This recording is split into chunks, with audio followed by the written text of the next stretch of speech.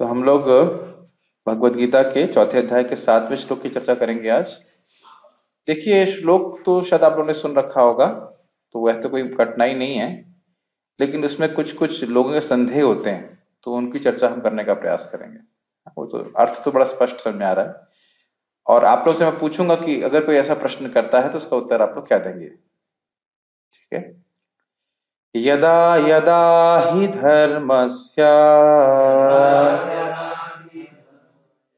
ग्लानिर्भवति भारत अभ्युत्थानम् अधर्मस्य तदात्मानं सृजाम्यहम्। मैं समझता हूँ सब भक्तों को अर्थ श्लोक याद भी होगा, है ना। यदा यदा मतलब जब जब, ही, देखिए ही शब्द भी इस प्रकार से अवधारणा के लिए ही मान के चलिए कि जब जब धर्म की ग्लानि होगी तब भगवान आते ही हैं। अब वह किस स्वरूप में आएंगे, किस अवतार के रूप में आएंगे, वह उनके ऊपर क्या कहेंगे, निर्भर करता है। उनकी स्वेच्छा के अनुसार आएंगे, वो हमारे अनुसार नहीं आएंगे। ये बात, इस पॉइंट को आप पकड़ लीजिएगा, क्योंकि इसी पे आधारित मैं एक प्रश्न करूंगा जो बहुत थोड़ा सा कठिन प्रश्न होता है समझने में लोगों के, स्पेशली बाहर के लोगों के समझने के लिए।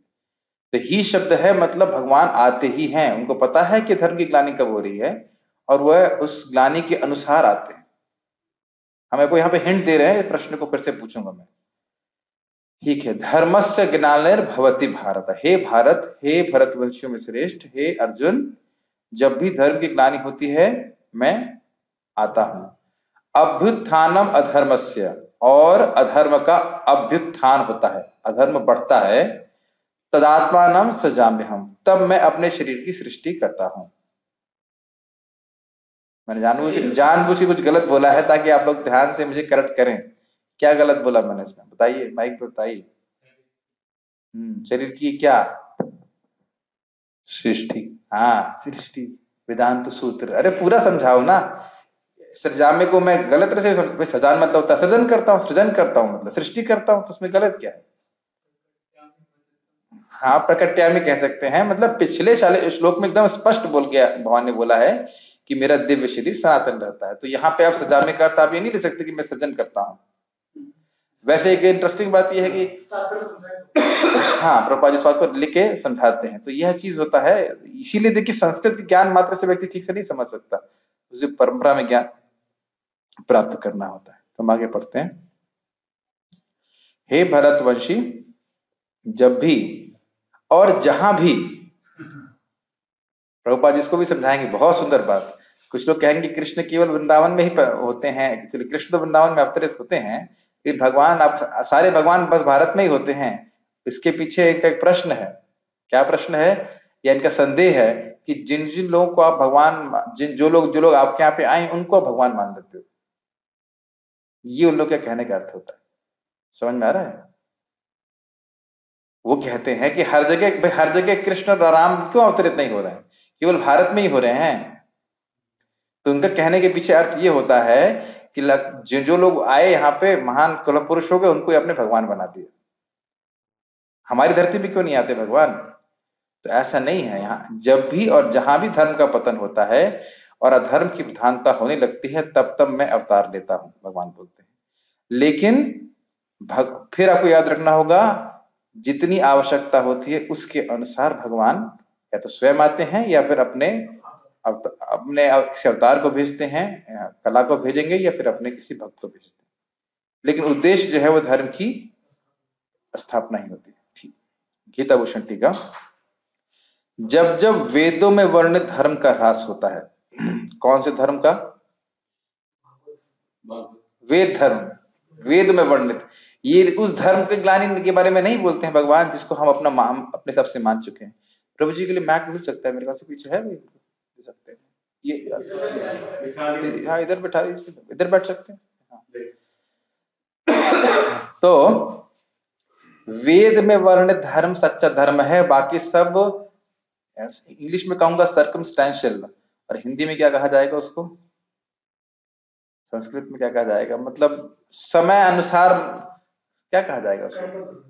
कैटअप धर्म तो है, ये कहने का अर्थ ये है कि मतलब कुछ प्रकार की श्रद्धा मात्र है, या हाँ लोक धर्म, लौकिक धर्म है, कुछ लोगों ने मिलजुल के बना लिया, उसको मान लिया, इस प्रकार का धर्म है। तो वेद में जो वर्णित धर्म है वो सच्चा धर्म है।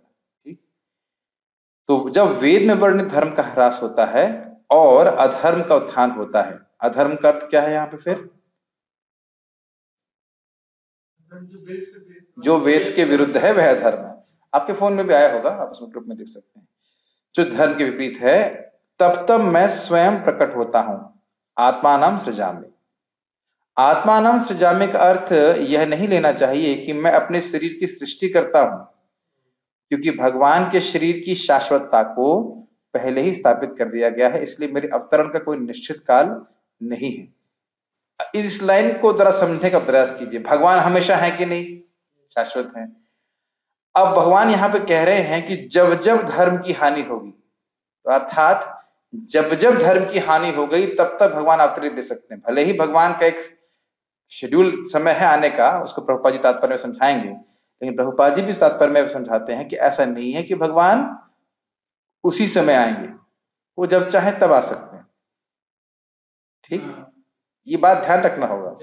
ये नहीं कह सकते आप भगवान की, भगवान आपको तो द्वापर युग में आना था, अब एक दिन पहले कैसे आ गए, एक दिन बाद में कैसे आ गए, अभी वो जब चाहे तब आ सकते हैं।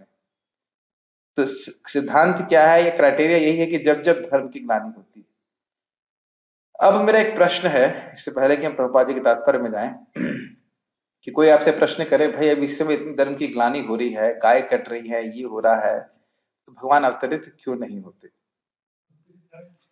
ओके, प्रभु जी कहते हैं के रूप में अवतरित भागवतम और नाम के रूप में। यस, यह प्रश्न श्रीमद् भागवतम के छठे प्रश्न के द्वारा उत्तर हो जाता है। इसका छठे प्रश्न के उत्तर के द्वारा हो जाता है। छठा प्रश्न क्या है? कृष्ण सुधामोपगते धर्म ज्ञानादि सह कलौ नष्ट दृश्याम ऐसा पुराण, नहीं ये तो उत्तर हो गया उसका। कृष्ण सुधामोपगते, जब भगवान कृष्ण अपने धाम में चले गए हैं धर्म और ज्ञान के संग, तो धर्मम कम शरणम गतः, किम शरणम गतः, कि धर्म ने किसकी शरण ली है? तो ये है श्लोक का उत्तर। क्या है इसका अर्थ? क्या है कि जब भगवान कृष्ण चले गए अपने धाम को, तो धर्म और ज्ञान ने किसकी शरण ली? तो उसका उत्तर क्या है? कृष्ण सुधाम उपगते धर्म ज्ञानादि भी सह कलौ नष्ट दृशामेश पुराणार्को धनोदित। भगवान कृष्ण अपने धाम को चले गए, तो जैसे गए हैं, तो फिर धर्म और ज्ञान ने इस पुराण रूपी सूर्य की, भागवत पुराण की आश्रय लिया है। तो जिन लोगों की दृष्टि कली से हत हो गई है, वह इस पुराण का आश्रय लेकर के भगवान का आश्रय ले सकते हैं। और किस प्रकार से भगवान ने अवतरण लिया है कलयुग में? है भगवान के नाम के रूप में, स्पष्ट रूप से। तो इतना आसान है, सहज है कि इसको तो कई बार आपने सुना होगा कि भगवान से एक उदाहरण दिया जा रहा है कि भगवान के चरण कमल से एक अहल्या तर गई थी, लेकिन भगवान के नाम से कितने कितने असुर, कितने कितने खराब लोग तर गए, इसकी कोई गणना नहीं है। ठीक है ना, ये तो आपने सुना होगा, ये बहुत अच्छी उक्ति है। तो नाम का प्रचार भी बहुत अच्छे से हो रहा है, और फिर अपने भक्तों को तो भेज ही रहे हैं। एक बात और ध्यान रखनी होगी, कलयुग में असुर बाहर नहीं है, लोग के हृदय में है। आप समझ ही रहे होंगे, अनुभव करते होंगे, आसुरिक प्रवृत्ति भी हमारे हृदय में रहती है और देवता की प्रवृत्ति भी रहती है। तो अगर मारने चलेंगे तो फिर सबको ही मारना पड़ेगा। आपको पता है ना वो नित्यानंद प्रभु वाला जो लीला हुई थी। तो इसलिए लोगों की दुष्प्रवृत्ति को मारने के लिए पुराण, भागवत पुराण के रूप में और भगवान के नाम के रूप में आए। तो इसलिए ये नहीं कह सकते कि धर्म की ग्लानि हो रही है तो भगवान अवतरित नहीं हुए। अच्छा, और ये कहा जाए कि भगवान अमेरिका में अवतरित नहीं होते, क्यों?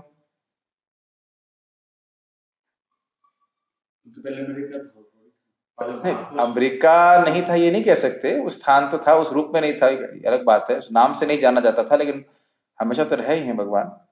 वो दीप इत्यादि तो रहे हैं। यस, भगवान विभिन्न जगह में अवतार तो लिए, मतलब पृथ्वी में, कभी स्वर्ग में वामदेव के रूप में, फिर ब्रह्मलोक में हंस, मतलब ऐसा नहीं है कि सिर्फ भारत में लेते हो, तो हाँ, सारी जगह ही लेते। और ये बात अगर ऐसा अमेरिका में होता, अगर भगवान ने 2-4 अवतार वहां ले लिए थे अमेरिका में, तब कह रहे अरे जो सारे अवतार भगवान के अमेरिका में ही होते हैं। तो ये पहली बात तो ये समझ लेना चाहिए कि भगवान के ये नित्य धाम है, वृंदावन धाम, जगन्नाथपुरी या मायापुर इत्यादि या अयोध्या है, इसको एक भारत का प्रदेश मानना ये भी एक अपराध है। ये एक भौतिक बुद्धि है। भगवान का धाम है, यहाँ से भगवान कभी जाते ही नहीं है, यहाँ तो बस प्रकट हो जाते हैं, ठीक है ना। तो इसलिए इस प्रकार की धारणा ये अल्पज्ञता दिखाती है, लोगों को ज्ञान नहीं है ठीक प्रकार से। और भगवान यहाँ से आपको यहाँ पे जैसे आप जानते हो 5,000 साल पहले महाभारत का युद्ध भगवान ने क्यों कराया था, आपको पता है? इसी श्लोक के आधार पर बताइए। हाँ, एक साथ नहीं बोली, कांग्रेगेशनल चैंटिंग में, एक एक बताइए, मत बताइए, मत तो क्षत्रिय राजा धर्म मतलब अधर्म का पालन कर रहे थे, उनका नाश करने के लिए। नाश करने के लिए, ये तो समझ में आ रहा है, थोड़ा सा और विस्तार में समझाएं क्या हुआ महाभारत के युद्ध के बाद, क्या हुआ? भगवान ने युधिष्ठिर महाराज को स्थापित किया समझे, राजा के रूप में। भगवान खुद राजा नहीं बने, भगवान ने युधिष्ठिर महाराज को राजा बनाया। उसके बाद क्या हुआ? उसके बाद धर्म की स्थापना की दोबारा, पूरे विश्व में धर्म की स्थापना हुई। जिस चीज के लिए अर्जुन डर रहे थे कि वर्ण संकर होगा, ये होगा, वो होगा, स्त्रियों की रक्षा कैसे होगी, एक भी स्त्री को अपमान नहीं हुआ। तो हम तो कल्पना नहीं कर सकते, युधिष्ठिर महाराज, परीक्षित महाराज, सबने अच्छे से राज्य किया। तो भगवान बहुत बार प्रायः अपने भक्तों को श्रेय देने के लिए भक्तों के द्वारा धर्म की स्थापना करा लेते हैं। तो यह है, भगवान धर्म की स्थापना कराते हैं अपने विभिन्न शक्तावेश अवतारों के द्वारा या स्वयं भी आकर के, वह उनकी इच्छा के अनुसार होता है। इस पे आप ये नहीं कह सकते कि इस समय भगवान इस तरह से आए, ठीक है। तो जी हम सुनते हैं भागवतम से कि भारतवर्ष में जन्म लेना बहुत ही मतलब जो व्यक्ति, तो जो धाम है वो तो फिर क्यों, मतलब वो भी भारतवर्ष में। हाँ, भारतवर्ष में जन्म लेना बहुत अच्छी बात है, लेकिन उसको पूर्ण रूप से आप समझेंगे तो ये है कि भारतवर्ष में भक्त का रूप में जन्म लेना को मुश्किल है। उसको कहा गया है कि भारतवर्ष में जन्म लिया है, भक्ति करने का मौका मिला है, तब महान है, अन्यथा ऐसा कोई खास महान नहीं है। ये बहुत बार लोग समझ नहीं पाते। भागवत के श्लोक को आप देखेंगे, मुझे अभी चैप्टर याद नहीं आ रहा, श्लोक है 19वां, मैं जहां तक स्मरण कर रहा हूं, अब मुझे पूरा ठीक याद नहीं आ रहा, चैप्टर में ढूंढ के बता सकता हूँ। यहाँ पे कर्म है, फिर कर्म करके आप कहीं भी जा सकते। ना ना ना ना, ना यहाँ भारत की बात कर रहे हैं, ये पृथ्वी की बात नहीं कर रहे। भारतवर्ष में अमेरिका में कर्म नहीं होता है, ये पता नहीं वेद के अनुसार अमेरिका क्या बात है, मगर वो भारतवर्ष में ही होगा। जो भारतवर्ष की बात हम अभी कर रहे हैं, स्पेशली यहाँ भारत की बात हो रही है, और उसमें स्पष्ट है कि सारी जो पुण्य नदियां हैं वो सब यहीं पे है, स्पष्ट रूप से बात है। हाँ, लेकिन उसमें भी अगर भक्ति करते हैं, नरक जाने वाले कार्य करते हैं, तो क्या श्रेष्ठता है उसमें? भारत से भी तो नरक जा सकते हैं कि नहीं जा सकते? और जाते ही है। लेकिन ये बात जो मैं बोल रहा हूँ एक अलग चीज है, भारत में भी विलक्षण है ये श्री भगवान का धाम। में का मतलब फिजिकली जरूर लगता है कि भारत का भाग है, लेकिन ये भारत का भाग नहीं। चैतन्य चरितामृत में वर्णन आता है ना कि पूरे वैकुंठ धाम इस 84 कोष ब्रज के एक कोने में है। ये हमको शास्त्र से सत्ता से स्वीकार करना पड़ेगा, समझ में नहीं आ सकता। ये मत पूछिएगा हाउ एंड कैसे हो सकता है, हमारी समझ में तो बाहर है। तो इसलिए इसको उदाहरण दिया जा रहा है कि जब भगवान ग्वाल बाल वाली लीला करते थे तो करोड़ों अरबों बछड़े उनके संग चलते थे, तो कहाँ से अकोमोडेट हो जाते हैं, कहाँ से इसमें अट जाते हैं। तो यही उदाहरण बता रहे थे कृष्णदास कविराज गोस्वामी की, वृंदावन के एक छोटे से भाग में ही वैकुंठ सारे वैकुंठ समा जाते हैं। तो भारत का भाग कैसे हुआ, ये तो हम अपनी भौतिक बुद्धि से सोच रहे हैं। ये दिव्य स्थान। अभी हम लोग चलिए ठीक है, पढ़िए। 9 लाख गाय थी उनपे, तो यहाँ से दिल्ली तक लाइन लगती होगी। तो ये सब भौतिक बुद्धि है, इस प्रकार से नहीं सोच सकते हम लोग, है ना। तात्पर्य तो पॉइंट ये है कि भगवान अपने धाम में, स्पेशली अगर भगवान कृष्ण की बात करें तो जब अवतरित होते हैं तो मथुरा में जो उनका नित्य धाम है वहीं पे वह प्रकट होते हैं। और इस प्रकार से भगवान श्री राम भी, वो उसको चैलेंज नहीं कर सकता, ठीक है, भगवान की स्थिति को चैलेंज नहीं कर सकता। तात्पर्य पढ़िए, कौन पढ़ लेते हिंदी ठीक से? अनंत कृष्ण, आप पढ़ना जानते हो हिंदी? आप ठीक से, आपके फोन में तो था ना, ठीक है। तात्पर्य पढ़िए, यहाँ पर सृजामी शब्द महत्वपूर्ण है। यहाँ पर सृजामी शब्द महत्वपूर्ण है। सृजामी सृष्टि के अर्थ में नहीं प्रयुक्त हो सकता, क्योंकि पिछले श्लोक के अनुसार भगवान के स्वरूप या शरीर की सृष्टि नहीं होती, क्योंकि उनके सारे स्वरूप शाश्वत रूप से विद्यमान रहने वाले हैं। अतः सृजामी का अर्थ है सारे स्वरूप का अर्थ है जितने भी भगवान के अवतार हैं वो हमेशा विद्यमान रहते हैं, समय समय पर, हाँ वैकुंठ में भी रहते हैं, समय समय पे आते हैं। हाँ जी। अतः सृजामी का अर्थ है कि भगवान स्वयं यथारूप प्रकट होते हैं, जैसे वो हैं। आगे एक प्रश्न है, जैसे बराहदेव का रूप थोड़ा बदल बदल के आता है, इसका मतलब विष्णु मूर्ति में श्वेत है, वराह भी आते हैं और वो आते हैं, तो विष्णु मूर्ति में यहाँ पे थोड़ा अलग। हम ये तो नहीं कह सकते कि भगवान के धाम में वो भगवान वराह रूप में नहीं रहते। हमारे संग दिक्कत ये है कि हम सोचेंगे अरे वराह रूप में रहते होंगे, अच्छे नहीं लगते होंगे। अच्छे क्यों नहीं? जैसे कि सेम प्रकट होते हैं तो अलग अलग कल्प में भी थोड़ा सेम होना था ना, मगर देखिए जब हम बोल रहे हैं यथारूप, तो यथारूप का अर्थ हमें सच्चिदानंद स्वरूप समझना चाहिए। ऐसा तो नहीं कि भगवान ने अब जो नेकलेस पहन लिया बस उस चीज नहीं करेंगे उसको, नहीं, चेंज कर सकते हैं ना। यथारूप का अर्थ ये है कि जैसे भगवान सच्चिदानंद स्वरूप में है उसी रूप में प्रकट होते हैं, उसमें कोई भेद नहीं आता, कर्म के अनुसार उनका शरीर नहीं। एक बार किसी ने प्रभुपाद से पूछा, प्रभुपाद क्या भगवान हमेशा पीली धोती पहनते हैं? कहते नहीं, काली भी पहन सकते हैं, ऐसी बात नहीं है। अब ये सब चीज तो आपको गोलोक में भी जाने की इच्छा, रासलीला में व्हाइट पहने थे, रासलीला में व्हाइट पहनी थी, तो जो चाहे वो पहन सकते हैं, ऐसा कुछ नहीं है कि प्राय पीली पहनते हैं, लेकिन इसका मतलब ये नहीं कि पीला ही पहनना पड़ेगा। आप कहेंगे नहीं अरे आपने तो पीली नहीं पहनी हुई है, आप भगवान नहीं है, ऐसा तो नहीं कह सकते। कुछ प्रश्नों को देखिए हमको उत्तर शास्त्र में केवल दिग्दर्शन किया जाता है, कुछ प्रश्नों का उत्तर तो, या बहुत सारे प्रश्नों का उत्तर जो आपको भगवत स्वरूप अनुभूति होगी तभी आप समझ पाएंगे यथारूप का अर्थ क्या है। अभी तो ये समझना चाहिए कि सच्चिदानंद स्वरूप में ही प्रकट होते हैं। आप पीछे तो बैठते हो, माइक आगे पीछे करना पड़ता है, थोड़ा आगे आ जाए। हाँ, इतनी दूर से कुछ भी कहेंगे तो सुनाई भी नहीं पड़ेगा। हाँ, जब भरा भगवान जब प्रकट हुए थे, जैसे हम यहाँ पे देखे पेंटिंग में 2 पैर बनाते हैं, तो भगवान के 4 पैर थे क्या? ये सब हम प्रश्न को उत्तर नहीं करेंगे, मैं तो था नहीं, मैं वहां पे सामने था नहीं, शास्त्र में पढ़ लीजिएगा। यद्यपि भगवान कार्य कर्मानुसार अर्थात ब्रह्मा के एक दिन में 7वें मनु के 28वें युग में द्वापर के अंत में प्रकट होते हैं, किंतु वे इस समय का पालन करने के लिए बाध्य नहीं है। यस, क्योंकि वे स्वेच्छा से कर्म करने के लिए स्वतंत्र हैं। अतः वो स्वेच्छा से क्यों कर्म कर पाते हैं? क्योंकि उन्हें कोई बंधन ही नहीं। क्यों बंधन नहीं है? क्योंकि वो भगवान है, सीधी बात है, वो सर्वेश्वर है। हम लोग कर्म करने के लिए स्वतंत्र नहीं है। क्या हम कर्म करने के स्वतंत्र नहीं है? मैं अपना हाथ ऐसे खड़ा कर सकता हूँ, फिर ये वाला हाथ खड़ा कर सकता हूँ, जो चाहे मैंने बोल सकता हूँ,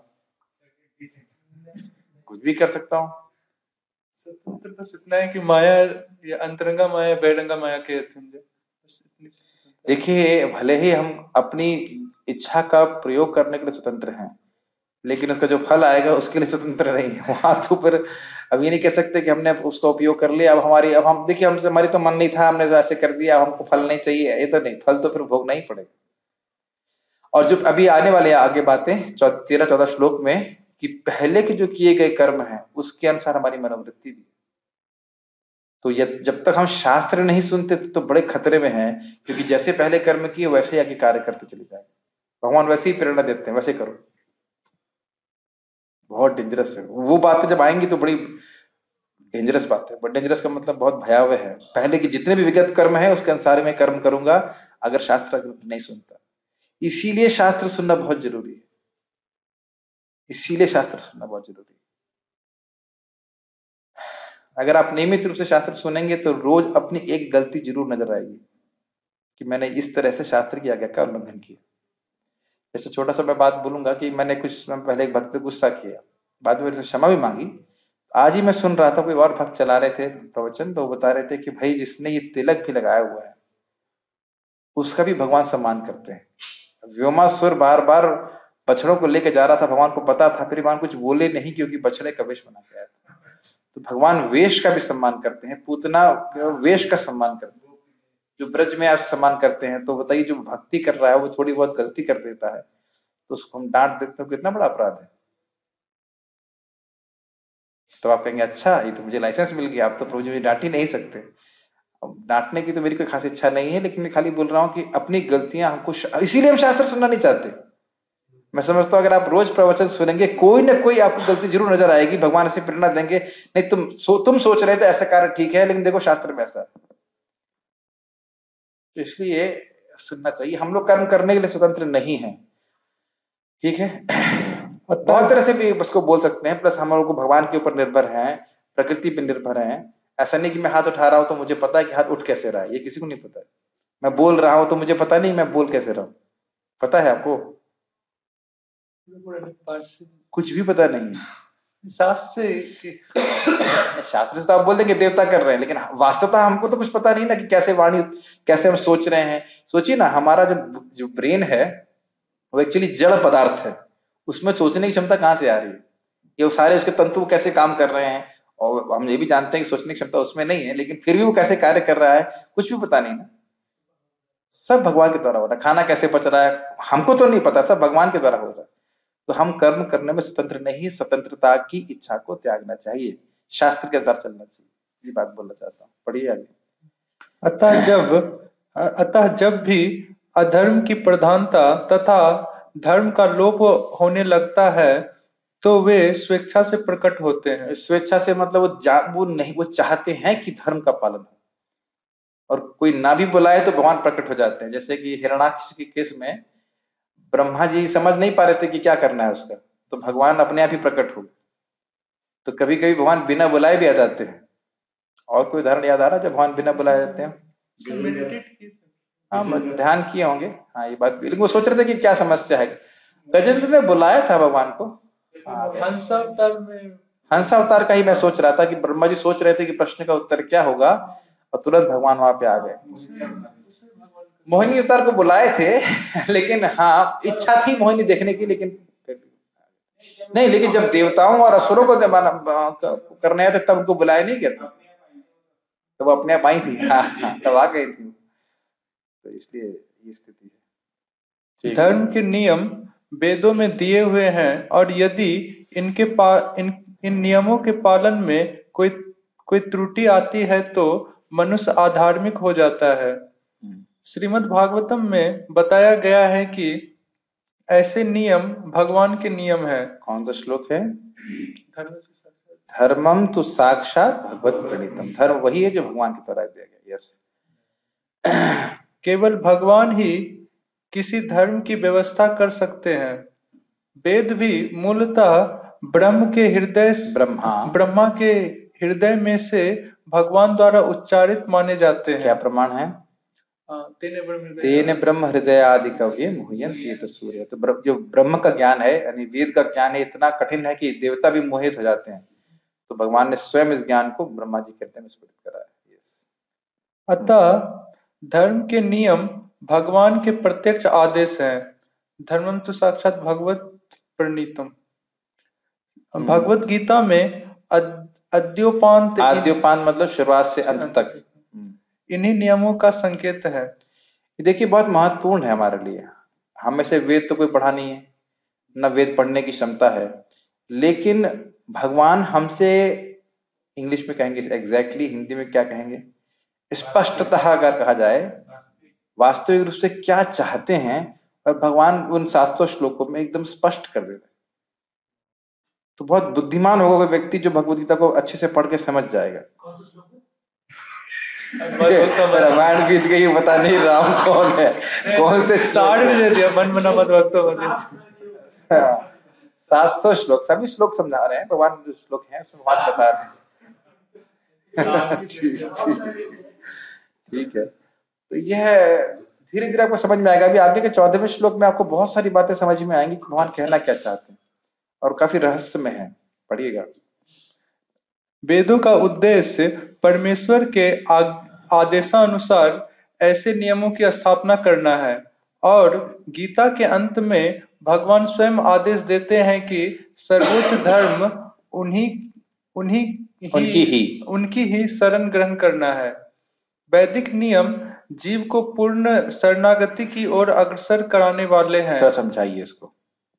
ये लाइन तो समझ में आ गई कि सारे वेदों का सार क्या है, भगवान की शरणागति। मतलब सारे धर्म को छोड़ करके भागवत धर्म को स्वीकार करना, भक्ति को स्वीकार करना, ये तो स्पष्ट हो गया। ये बात आप लोग जानते हो, लेकिन मैं चाहता हूं कि मैं समझूं कि आप लोग समझ गए कि नहीं। वैदिक नियम जीव को पूर्ण शरणागति की ओर अग्रसर कराने वाले हैं, इसको थोड़ा समझाइए। जैसे ही कोई वेद को फॉलो करना स्टार्ट करेगा तो धीरे धीरे जैसे योगा लेटर में दिया हुआ ऐसे करते करते भगवान भक्ति की तरफ आ जाएगा, मतलब फाइनली भगवान भगवान की शुद्ध भक्ति पे वो पहुंचेगा। कितने लोगों को प्रभु जी मेरे को तो समझ में आ गया कि मुझे पता है, अन्य भक्तों को समझ में आया? आप समझाइए कि क्या समझ में आया, कि बहुत सारी चीजें आप मुझे ऐसे समझा रहे हो कि प्रभु जी को तो पहले से पता है।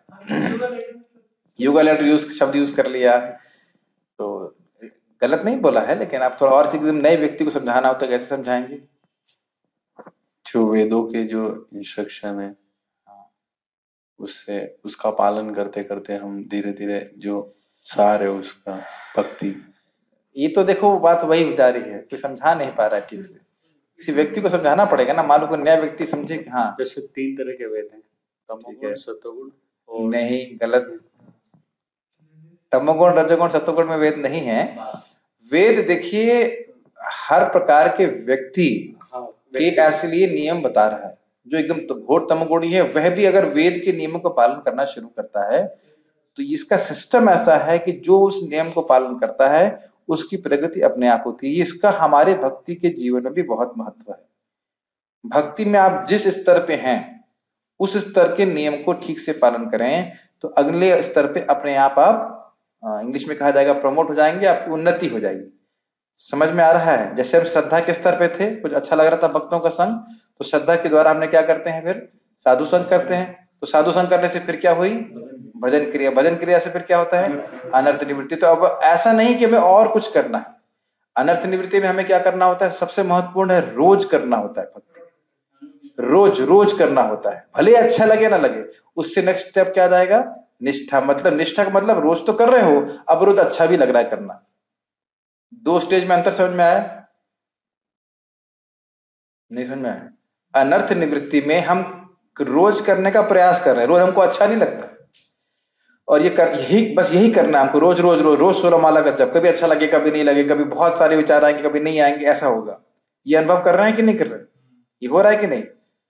तो इसमें हमारा क्या सबसे महत्वपूर्ण है कि रोज 16 माला करना है कम से कम। अब इसको अगर आप अच्छे से करते रहे तो फिर नेक्स्ट स्टेज क्या आएगी, 16 माला करना आपको रोज अच्छा लगने लग जाएगा। ये निष्ठा का सिम्टम है, रोज भक्ति करना अच्छा लगेगा, मन में विक्षेप उतना नहीं होगा। ये सब श्रीमद् भागवतम में आप हम पढ़ा भी चुके वहां पे। तो इस प्रकार से होता है, जो होता है नष्ट प्रायेषु भद्रेषु वाला श्लोक है, उसमें सब बताया गया है। तो मन को संयमित करना आसान होगा, फिर आगे जाके आपको और रुचि होगी, फिर उसमें और बढ़ता चला जाएगा। तो जिस प्रकार से हम लोग ये वेद के नियम है, इस प्रकार से भक्ति के नियम ऐसे सेट किए गए हैं, प्रणाली इस प्रकार की कि उसको आप ठीक से करोगे तो आगे अपने आप प्रगति होती है। तो वेद धीरे धीरे करके व्यक्ति नियमों का पालन करता है, वर्णाश्रम का पालन करता है, धीरे धीरे करके जब उसकी चेतना शुद्ध होती है, तमो से रज, रज से सत्व, तब जाकर वह भगवान की भक्ति की ओर उन्मुख होता है। इसको हम आगे भी गीता में पढ़ेंगे। 4 प्रकार के सुकृतिवान लोग हैं जो वैदिक नियमों का पालन करते हैं, वर्णाश्रम का पालन करते हैं। वह एक जैसे कहते हैं ना, खेती के लिए भूमि तैयार हो जाती है बीज डालने के लिए, तो वह भक्ति स्वीकार करने के लिए काफी अनुकूल परिस्थिति में हो जाते हैं। ये बात प्रभुपाद जी इसको भी वहां पे तात्पर्य में समझाएंगे। तो सारे लोग भगवान की भक्ति नहीं कर सकते, लेकिन वर्णाश्रम धर्म के द्वारा वह वैदिक नियमों का पालन करते हैं और क्रमशः भगवान की ओर शरणागत होने के लिए वह बढ़ पाते हैं। समझ में आ रही बात? ठीक, बड़ी। और जब भी असुर द्वारा इन नियमों में व्यवधान आता है तभी भगवान प्रकट होते हैं। अब आप देखिएगा, प्रभुपाद जी भगवान बुद्ध का अवतार बता रहे हैं और बहुत क्या कहेंगे, कंट्रोवर्सी, क्या कहते हैं हिंदी में, कंट्रोवर्शियल पॉइंट आ सकते हैं इसमें, पढ़िएगा, विरोधास्पद हो सकता है। यस, श्रीमद् भागवत पुराण में हम जानते हैं कि बुद्ध कृष्ण के अवतार हैं, जिनका प्रादुर्भाव उस समय हुआ जब भौतिकवादी का बोलबाला था। भौतिकतावादी का बोलबाला था और भौतिकतावादी लोग वेदों को प्रमाण बनाकर उसकी आड़ ले रहे थे। भगवान बुद्ध इस अनाचार को रोकने तथा अहिंसा के वैदिक नियमों की स्थापना करने के लिए अवतरित हुए। अब मेरा प्रश्न, बुद्ध भगवान के अवतार है कि नहीं? भगवान के अवतार वेदों में भगवान की आज्ञा वेदों के आज्ञा के रूप में है कि नहीं है? तो भगवान बुद्ध तो वेद को ही खारिज कर दिए कि मैं वेद को ही नहीं मानता, तो आप बुद्ध को भगवान का अवतार क्यों मानते हैं? शास्त्र में वर्णन तो है, लेकिन हमने अभी यही सुना कि जब वेद में वर्णित धर्म की ग्लानि होती है, मैं जानबूझ करके थोड़ा सा ट्विस्ट करके प्रश्न कर रहा हूं ताकि आप सोचिए कि वेद के धर्म में जो वर्णित धर्म है उसकी ग्लानि होती है, तब भगवान अवतरित होते हैं। तो वेद में तो लिखा है यज्ञ इत्यादि करना, पर वो वेदों के अनुसार नहीं कर रहे थे ना। जैसे वेदों में लिखा हुआ है, जैसे वेदों में लिखा हुआ है भी यज्ञ करते हैं, जब हम बलि देते हैं घोड़े की तो उसको देवता का शरीर मिलता है। यस। पर ब्राह्मणों का जो स्टैंडर्ड था वो डाउन होता गया। हाँ। और उसकी जगह वो उसको खाने लगे। यस। तो जो वेदों की मुख्य प्रयोजन था उसको वह पालन नहीं कर रहे थे। तो वेद का एक और भी आज्ञा है, अहिंसा, मां हिंसा सर्वभूतानि, किसी भी जीव के प्रति हिंसा मत करो। तो फिर उस बात की स्थापना करने के लिए, यानी अपरोक्ष रूप में वेद की आज्ञा वो पालन करने लग जाएं, इसलिए ने पहले बोला मैं वेद को ही नहीं मानता जिस तुम इस प्रकार की हिंसा कर रहे हो। यानी बेसिकली का कहने का अर्थ है कि तुम वेद की आज्ञा ठीक से पालन नहीं कर रहे हो, तो इसलिए छद्म रूप में वह अवतार लेके आते हैं और इस प्रकार से एक वेद के एक पक्षीय बात को, अहिंसा को वह बताते हैं ताकि कम से कम वो योग्य बने उत्तरोत्तर शिक्षा को प्राप्त करने। ठीक है, उत्तरोत्तर मतलब उच्चतर शिक्षा। जब इतना घोर तमोगुण रजोगुण में व्यक्ति है तो और वो क्या शिक्षा प्राप्त कर पाएगा? ठीक है, प्रभुपाद जी भी बताते हैं ना, पहले व्यक्ति को सतगुण में स्थित होना होता है भक्ति में, फिर जो उत्तरोत्तर बातें हैं, विषय है, उसके सामने हृदय में प्रकाशित होते हैं। पढ़े हैं? कौन सी किताब में पढ़े हैं पता है? उपदेशामृत के इंट्रोडक्शन में बहुत सारी बातें आपको, आपके सामने किताब प्रभुपाद जी की भी किताब होगी, आपको समझ में नहीं आएगी। अनुभव करते हैं कि नहीं करते? क्यों नहीं आती? क्योंकि रजोगुण तमोगुण से हमारा चित्त भरा हुआ है, और जब हम सेवा करते रहते हैं, जब करते रहते हैं, साल 2 साल 3 साल 4 साल के बाद आप पढ़ते हो, अरे समझ में कैसे आ रहा है? क्योंकि अब चित्त थोड़ा साफ हो गया। ठीक, इतना अनुभव करते होंगे आप लोग। यस, बढ़िया। आगे इस संबंध में एक थोड़ा सा तर्क ये है कि अगर हम वेद नहीं मानते या भागवत को नहीं मानते तो भगवान बुद्ध को अवतार नहीं मान सकते, एक बात। और अगर भगवान बुद्ध की बात मानते हैं तो हम भागवत को नहीं मान सकते। वो कहते हैं वेद को मत मानो, शास्त्र को मत मानो। तो अगर वो ऐसा बात बोलते हैं तो हम फिर भागवत के आधार पर कुछ अवतार नहीं मान सकते। तो दोनों ही तरह से हम उनकी शिक्षा का पालन नहीं कर सकते। यानी कि उनको अवतार तो मानते हैं लेकिन उनकी शिक्षा का पालन हम नहीं करते। पता नहीं समझ में आई कि बात नहीं? थोड़ा राउंड अबाउट लॉजिक है। कोई कहेगा कि अरे आप भगवान बुद्ध को भगवान मान रहे हो तो उनकी शिक्षा का पालन क्यों नहीं करते हो? क्योंकि उनको अवतार कहा गया है, उनकी शिक्षा पालन करने की आज्ञा हमको नहीं दी गई। यहां तक कि भगवान कृष्ण की शिक्षा का पालन करने की भी हम नहीं पालन करते। कौन सी शिक्षा का पालन नहीं करते भगवान की? हाँ, जो गोवर्धन धरण की बोल रहे हैं कि कर्म ही सब कुछ करता है और ईश्वर कुछ नहीं, ऐसा करके जो है भगवान बोल रहे हैं। देवता क्या करते हैं? तो वो भगवान उस समय बात को, यज्ञ को स्टॉप करने के लिए वो इस प्रकार से बोल रहे थे, तो वह बात भी नहीं स्वीकार हम करते। ठीक है ना, बहुत बुद्धिमानी से इसको स्वीकार करना चाहिए। पढ़िए आगे। अतः भगवान के प्रत्येक अवतार का विशेष उद्देश्य होता है और इन सब का वर्णन शास्त्रों में हुआ है। ये बात महत्वपूर्ण है। क्यों? क्योंकि जो लोग को भी अपने को अवतार कहता है उससे पूछो कि तुम्हारे अवतार का प्रयोजन क्या है, और फिर उसको शास्त्र में मैच करना चाहिए कि वो व्यक्ति ऐसा दिखता है कि नहीं, और उसका प्रयोजन इस प्रकार से है या नहीं, और उसने उस प्रयोजन को सिद्ध किया कि नहीं। बहुत सारे कल की अवतार है। कल की अवतार का प्रयोजन क्या है? क्या नाम है? श्रीनाथ जी प्रभु कल की अवतार क्या करते हैं? मृदंग बजाते हैं कि करताल बजाते हैं? क्या करते हैं? संहार करते हैं। संहार करते हैं। ना तो कहे मैं कल की अवतार हूं, तो कहो भाई इतने सारे असुर घूम रहे हैं, आपकी तलवार कहाँ है, घोड़ा कहाँ है कि नहीं? तो हम स्पष्ट समझ सकते हैं, एक तो स्वरूप से और कार्य से। ठीक है, कोई व्यक्ति मतलब एक अव्वल दर्जे का स्त्री लंपट पुरुष हो है, वो कहे कि मैं 4 कुमारों का अवतार हूं तो कहेगा ऐसे क्या सकता? 4 कुमार तो खंडित ब्रह्मचर्य का पालन किए। इसमें बड़ी सुंदर टीका वो कहते हैं बाल प्रबोधिनी में कि वहां पे ब्रह्मचर्य अखंडितम क्यों कहा गया है? तो क्या है कि ब्रह्मचर्य तो बहुत जीव पालन करते हैं, तो ये आपने 4 कुमारों को भगवान का अवतार क्यों बोल रहे हो? तो कह रहे हैं भाई इसमें शब्द है अखंडितम, मतलब ब्रह्मचर्य तो बहुत सारे लोग पालन कर लेते हैं, लेकिन अखंडित ब्रह्मचर्य का पालन करना मन से, वचन से, कर्म से, यह तो केवल भगवान के लिए संभव है। तो भगवान के अवतार है, ऐसे करके विशेष अवतारों का प्रयोजन होता है। पढ़िए। यह तथ्य नहीं है कि केवल भारत की धरती में भगवान अवतरित होते हैं। यस, मैं इसको पहले ही इस पॉइंट को एड्रेस कर चुका हूँ। यस, वे कहीं भी और किसी भी काल में इच्छा होने पर प्रकट हो सकते हैं। वे प्रत्येक अवतार लेने पर धर्म के विषय में उतना ही कहते हैं जितना कि उस परिस्थिति में जन समुदाय विशेष समझ सकता अब है। यह तो कोई मुश्किल बात नहीं है। आप जानते हो कि कोई प्रचारक, इस्कॉन में भी प्रचारक हैं, और वही प्रचारक अलग अलग जगह अलग अलग स्तर के लोगों के अनुसार अलग अलग प्रवचन करते हैं। ये तो समझना कोई मुश्किल बात नहीं है। अब ऐसा अगर मैं रोज, आप लोग यहाँ पे यार, मैं रोज यही बताऊं मनुष्य जीवन और पशु जीवन में क्या अंतर है, रोज वही चलेगा, आहार निद्रा भय मैथुन जब, कहीं रोज इसके आगे हुए तो कुछ बताओगे कि नहीं बताओ। लेकिन हम नए व्यक्ति को बोले कि भाई वेदांत सूत्र में क्या लिखा है और ये लिखा है जन्मादि से यथा ये वो, तो ये क्या हो रहा है। तो हर व्यक्ति को अलग अलग प्रकार से अलग अलग बैच के हिसाब से अलग अलग पढ़ाना पड़ता है। इंजीनियरिंग में भी होता है ना, first year, second year, third year, वो बात बोली जा रही है। यस, अगर कोई कहे कि भाई बहुत बड़ा प्रोफेसर है, वो केवल पीएचडी के बच्चों को क्यों पढ़ाता है, वो नर्सरी के बच्चों को क्यों नहीं पढ़ाता, तो उत्तर स्पष्ट है, जिसकी जितनी योग्यता होती है उसके अनुसार उसको ज्ञान दिया जाता है। यस, लेकिन उद्देश्य एक ही रहता है, लोगों को इस भावना भावित करना तथा धार्मिक नियमों के प्रति आज्ञाकारी बनाना। एक बहुत सुंदर भावना आप आगे 12वें अध्याय में पढ़ेंगे। भगवान बोलते हैं सबसे अच्छा है कि तुम सदा सर्वदा मन और बुद्धि से मुझको समर्पित करे रहो।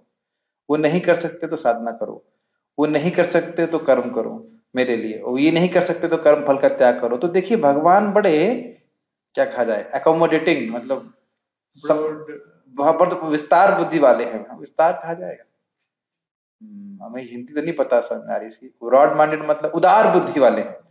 तो ये सबको चाहते हैं सब लोग कम से कम कुछ तो धर्म के मार्ग पे चलें, कहीं ना कहीं से कनेक्ट हो भगवान से, ये बात है। तो इसलिए उसके अनुसार ज्ञान दिया जाता है।